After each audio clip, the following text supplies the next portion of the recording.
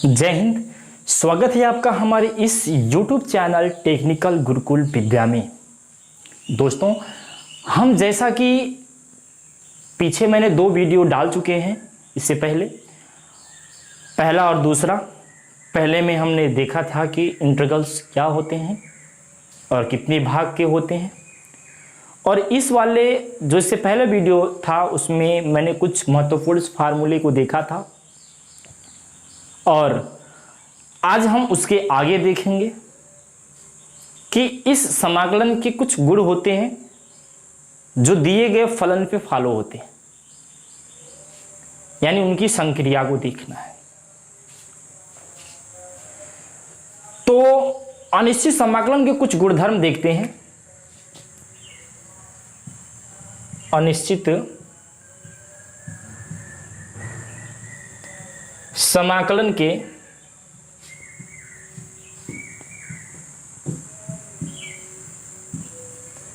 कुछ गुणधर्म हैं, उनको देखा जाए। कुछ गुणधर्म है। तो गुणधर्म क्या होता है कि यानी कि इस समाकलन के गुण क्या क्या से हैं, ये जो फलन मिलेंगे उन फलन को कैसे हम समाकलन करेंगे उनको देखना है। जैसे पहला नंबर जो गुण है उसको ध्यान से समझिए कि यदि कोई फलन दिया रहेगा, अगर उसका हम समाकलन करते हैं, पुनः उसका अगर हम अवकलन कर दें, तो उस फलन में यथार्थ कोई बदलाव नहीं होगा। जैसे मैं यहां लिख देता हूं कि यदि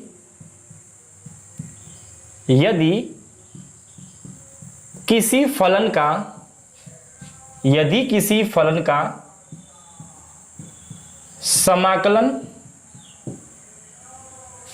करें तथा उनका पुनः अवकलन करें, तो उस फलन में कोई बदलाव नहीं होगा। कोई बदलाव नहीं होगा।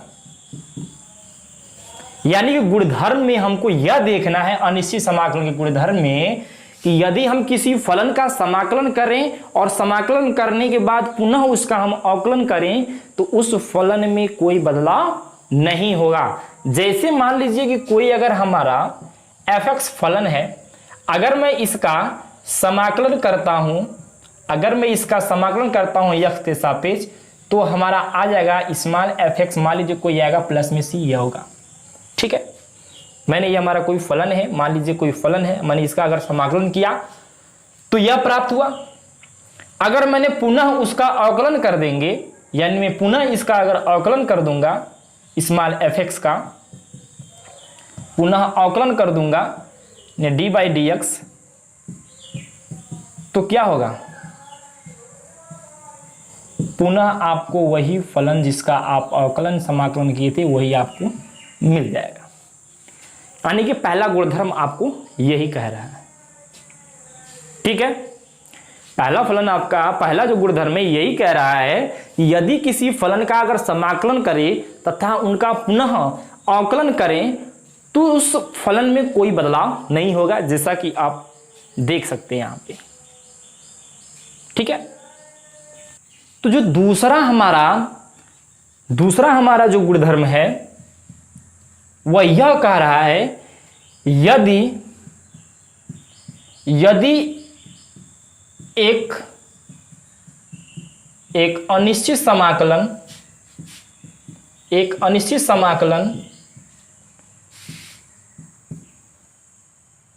एक नहीं या 2 लिख देते हैं, यदि 2 अनिश्चित समाकलन का अवकलज समान है, तो वक्रों का परिवार, या हम कह सकते हैं कि जो एक ही परिवार को प्रेरित करता है, वक्रों के एक ही परिवार को प्रेरित करता है, वक्रों के एक ही परिवार को प्रेरित करता है, एक ही परिवार को प्रेरित करता है, प्रेरित करता है। ये ज़्यादा उतना मोस्ट इंपॉर्टेंट नहीं है, लेकिन इसको अच्छे से भी ध्यान रखिए। दूसरा नंबर कि यदि दो अनिश्चित समाकलन का अगर अवकलन समान होता है तो वक्रों के एक ही परिवार को क्या करते हैं, वो प्रदर्शित करते हैं। अब हम तीसरा नंबर देखेंगे, ठीक है। और तीसरा नंबर क्या कह रहा है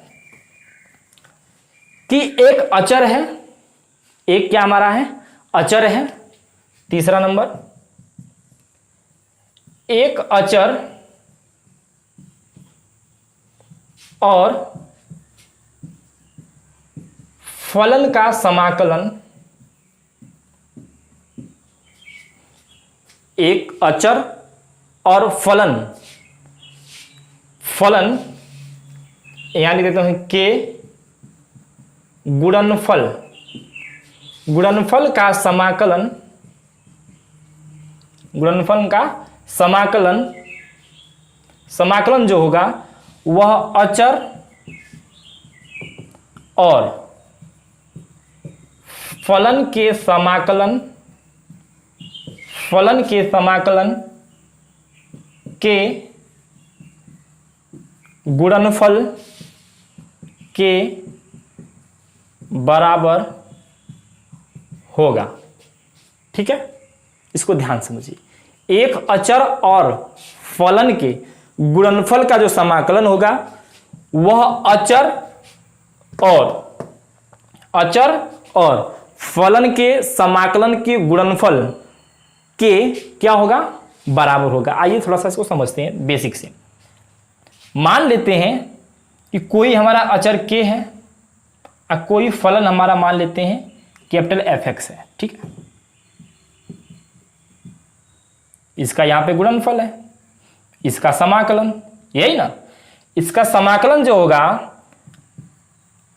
अचर और फलन के समाकलन के गुणनफल का क्या होगा, बराबर होगा। यानी कि जब भी अगर हम समाकलन करेंगे, अगर उसमें कोई अचर पद होगा तो उसे हम कांस्टेंट मानकर उसे हम बाहर कर देंगे समाकलन से पहले, और जो दिया गया फलन होगा उसका हम समाकलन कर लेंगे। तो अचर और दिए गए फलन के समाकलन का गुणनफल दिए गए अचर और फलन के गुणनफल का समाकलन के क्या होगा, बराबर होगा, ठीक है। तो ये हमारा तीसरा नंबर हो गया गुणधर्म। और जो चौथा हमारा है इसको हम रब कर देते हैं।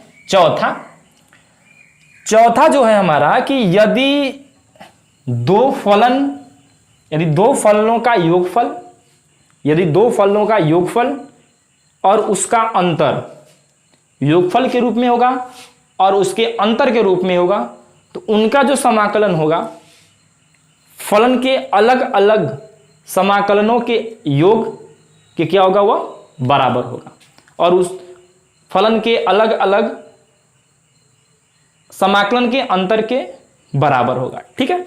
यहां पे हम लिखते हैं चौथा नंबर, उसको ध्यान से समझिए, अपने नोट डाउन करते रहिए अपने बुक में, कॉपी पे, ताकि आपको अच्छे से समझ में आए। विस्तार से पढ़ा रहे हैं, चित्रा प्रकाशन की बुक है, कई बार हम बता चुके हैं। तो यदि मैं यहां लिख देता हूं, यदि दो फलनों का समाकलन, दो फलनों के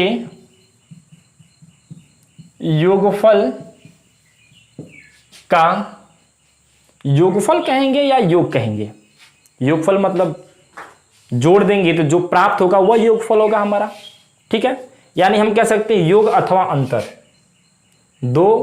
यदि दो फलनों के योग अथवा अंतर समाकलन, अंतर का समाकलन कह देते हैं, अंतर का समाकलन,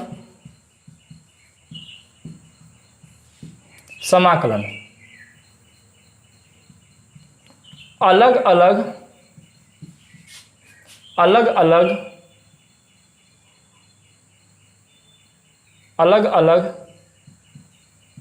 समाकलन, अलग अलग क्या हो सकता है, अलग अलग समाकलन के योग अथवा अंतर के बराबर होगा, अथवा अंतर के बराबर होगा। ठीक है, इस पे ध्यान दीजिए। चौथा नंबर पे जो यदि दो फलनों के योग अथवा अंतर का अगर समाकलन देखा जाएगा तो अलग अलग समाकलन के योग अथवा अंतर के क्या होगा, बराबर होगा। इसको थोड़ा सा बेसिक से हम समझ सकते हैं कि मान लेते हैं कि कोई अगर हमारा फलन है, ठीक है, कोई हमारा फलन है, मान लेते हैं कोई f1 फलन है और प्लस में कोई क्या हमारा है f2 फलन है। ठीक है, f2 फलन है यह हमारे, और इनका हमको समाकलन करना है यानी यह योगफल के रूप में है।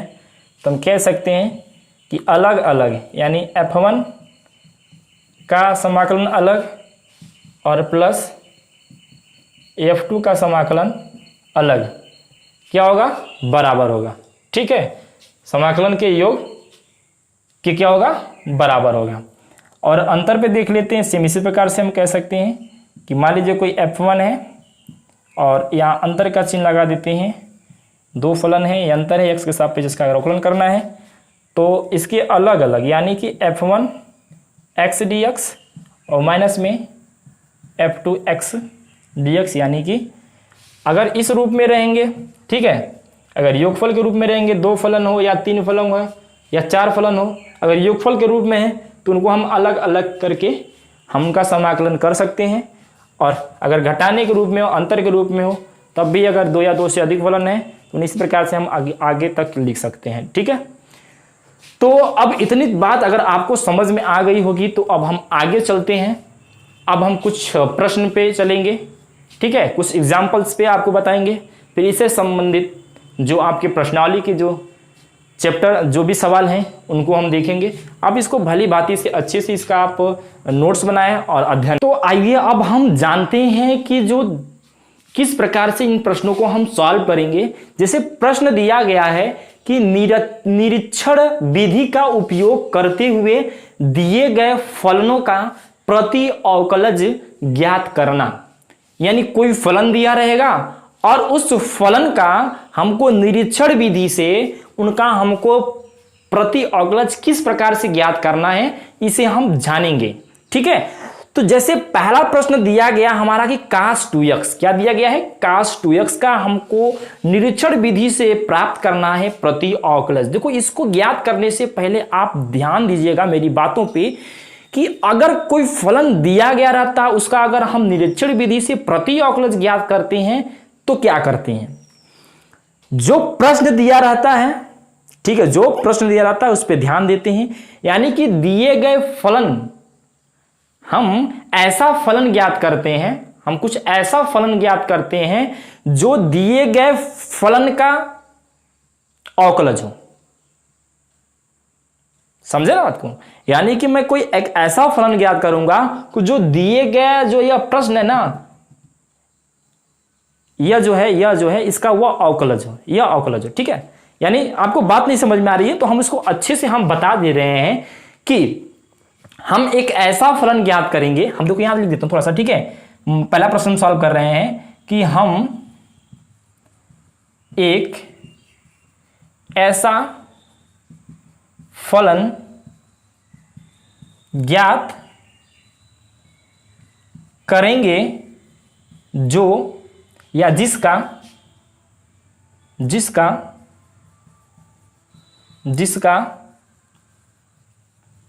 अवकलज cos 2x है। किसका अवकलज cos 2x है बताएंगे आप, यानी छोड़िए 2x को छोड़िए। अच्छा बताइए किसका cos x होता है अवकलज, किसका अवकलज, साइन का होता है, साइन का होता है क्या, cos x। तो हम कह सकते हैं इसका क्या होगा, या किसका अवकलज है, साइन का। किसका है, साइन का, यानी कि sin 2x का हम लिख सकते हैं। तो हम यहां पे लिख सकते हैं कि d/dx, यानी सकता क्या हम sin 2x कर सकते हैं, sin 2x। ठीक है, कर सकते हैं sin 2x। तो ये बताइए कि जब sin 2x होता है तो इसको हम कैसे सॉल्व करेंगे, इसका अवकलज कैसे ज्ञात करेंगे, हम बताइए इसका हम अवकलज कैसे ज्ञात करेंगे। हम कह सकते हैं कि हम क्या करते हैं कि साइन का हो जाता है cos 2x और एक बार 2x का करते हैं तो 2 हो जाता है। ठीक है, क्या हो जाता है 2। तो dy में dx साइन 2x, 2 को मैं इधर भेजूंगा तो क्या हो जाएगा बटा में 2 हो जाएगा, ये क्या हो जाएगा हमारा cos 2x। तो हम कह सकते हैं कि cos 2x बराबर 1 में 2 साइन 2x। यहां मैं dy में dx कर सकता हूं, यानी कह सकता हूं कि cos 2x का प्रति अवकलज हमारा क्या होगा 1/2 साइन 2x होगा। बात समझ में आई है कि नहीं आई है? अगर नहीं आई है तो कमेंट बॉक्स में लिखिएगा, मैं इसको दोबारा एक्सप्लेन करने का पूरा प्रयास करूंगा। और मैं फिर से यहां दोबारा बता देता हूं। देखिए cos 2x का अगर हमको निरीक्षण विधि से प्रति अवकलज ज्ञात करना होगा तो हम कोई ऐसा एक फलन ज्ञात करेंगे कि जिसका अवकलज हमारा cos 2x हो, जिसका अवकलज क्या होगा हमारा cos 2x हो। तो cos x किसका अवकलज है? किसका अवकलज है? sin x का है।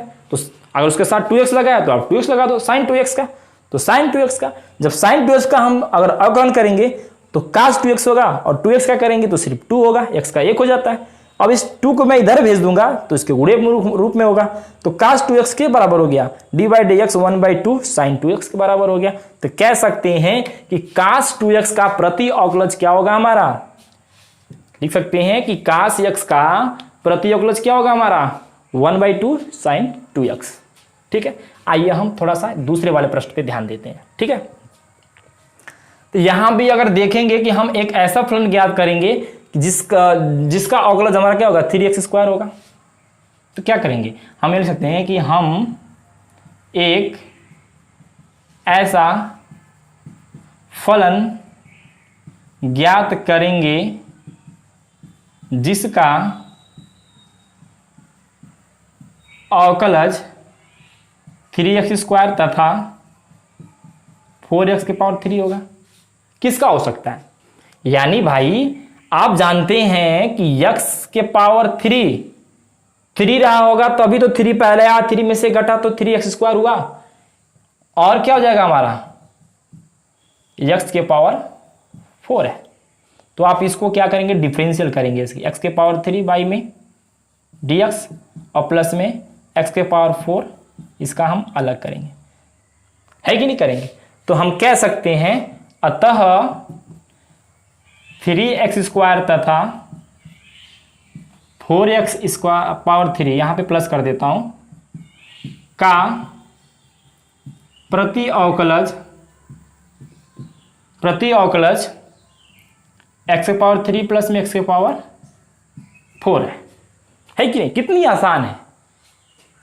ठीक है, मतलब कि निरीक्षण विधि से ध्यान दीजिएगा कि किस प्रकार से हम प्रति अवकलज ज्ञात करते हैं। ठीक है, यानी बस एक चीज ध्यान रखिएगा कि हमको वह फलन ज्ञात करना है जिसका यह अवकलज दिया गया है। अब बताइए 1/x डिफरेंशियल में किसका होता है फार्मूला? किसका होता है? log x का होता है। होता कि नहीं होता है log x का? तो हम लिख सकते हैं कि क्या कि 1/x का अगर हम डिफरेंशियल 1/x जो हमारा है किसका है log x का, d/dx इक्वल टू 1/x। तो कह सकते हैं 1/x का प्रति अवकलज log x है। क्या है? log x है। ठीक है, इस प्रकार से तमाम क्वेश्चन जो होते हैं आप सॉल्व कर सकते हैं। ठीक है, अब हम चलेंगे अपने प्रश्नावली पे।